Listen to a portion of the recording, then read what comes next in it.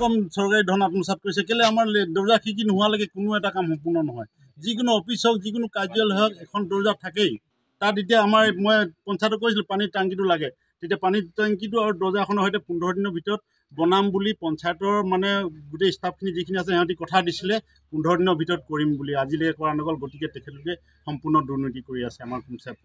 ঠিকাদাৰ কোন হয় ঠিকাদাৰ যিটো লেট্ৰিন বনাইছিলে খাংগং এম ই স্কুলৰ লেট্ৰিন বনোৱা ঠিকাদাৰ হ'ল বিমল গগৈ কেইটা লেট্ৰিন পাইছে এনেকুৱা ধৰণৰ লেট্ৰিন তেখেতে অথনি অলপ আগত উল্লেখ কৰিছিলে মিটিঙত তাত মানে 6টা নে 5টা লেট্ৰিন তেখেতে ঠিকা লৈছোঁ বুলি কৈছিলে মই সিমানটো ভালকৈ নাজানো কিন্তু কাম ভাল হ'ব লাগে সেইটো জানো এটা প্ৰেছ ক্লাবক আমি ধন্যবাদ জনাইছোঁ আমাৰ গাঁৱলৈ আহি আমাৰ গাঁওখনৰ শিক্ষানুষ্ঠানবিলাকৰ লগতে অন্যান্য সমস্যাবিলাকৰ বিষয়ে খা খবৰ লোৱাৰ কাৰণে বিশেষকৈ আমাৰ এই খাংগং এম ই স্কুলত কুমচাই গাঁও পঞ্চায়তে এটা লেট্ৰিন দিছিলে 3 লাখ টকাৰ লেট্ৰিন এটা দিছিলে কিন্তু লেট্ৰিনটো সম্পূৰ্ণ হৈ নুঠিল ইতিমধ্যে 3 লাখ টকা সম্পূৰ্ণ হৈছে বুলি তেওঁলোকৰ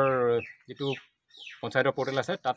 আমি দেখিবলৈ পাইছোঁ যে লেট্ৰিনটো কমপ্লিট দেখাইছে গতিকে এই বিষয়টো আমি আপোনালোকৰ চেনেলৰ যোগেদি চৰকাৰক অৱগত কৰিব বিচাৰোঁ যে কিয় আধাৰুৱা হৈ ৰ'বলগীয়া হ'ল লেট্ৰিনটো গতিকে আমি লেট্ৰিনটো আমি পূৰ্ণতা হোৱাটো বিচাৰোঁ সম্পূৰ্ণ হোৱাটো বিচাৰোঁ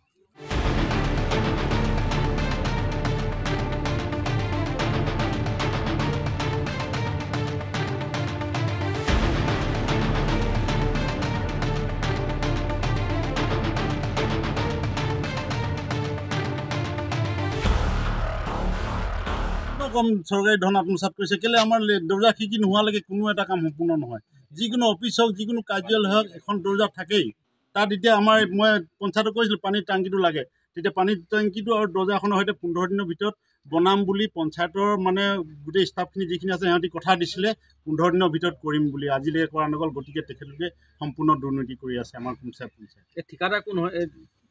ঠিকাদাৰ যিটো লেট্ৰিন বনাইছিলে খাংগং এম ই স্কুলৰ লেট্ৰিন বনোৱা ঠিকাদাৰ হ'ল বিমল গগৈ কেইটা লেট্ৰিন পাইছে এনেকুৱা ধৰণৰ লেট্ৰিন তেখেতে অথনি অলপ আগত উল্লেখ কৰিছিলে মিটিঙত তাত মানে 6টা নে 5টা লেট্ৰিন তেখেতে ঠিকা লৈছোঁ বুলি কৈছিলে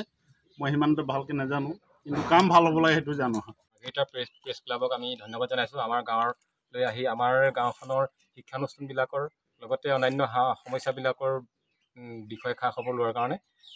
বিশেষকৈ আমাৰ এই খাংগং এম ই স্কুলত কুমচাই গাঁও পঞ্চায়তে এটা লেট্ৰিন দিছিলে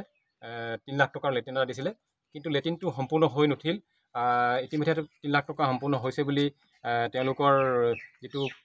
পঞ্চায়তৰ পৰ্টেল আছে তাত আমি দেখিবলৈ পাইছোঁ যে লেট্ৰিনটো কমপ্লিট দেখাইছে গতিকে এই বিষয়টো আমি আপোনালোকৰ চেনেলৰ যোগেদি চৰকাৰক অৱগত কৰিব বিচাৰোঁ যে কিয় আধাৰুৱা হৈ ৰ'বলগীয়া হ'ল লেট্ৰিনটো গতিকে আমি লেট্ৰিনটো আমি পূৰ্ণতা হোৱাটো বিচাৰোঁ সম্পূৰ্ণ হোৱাটো বিচাৰোঁ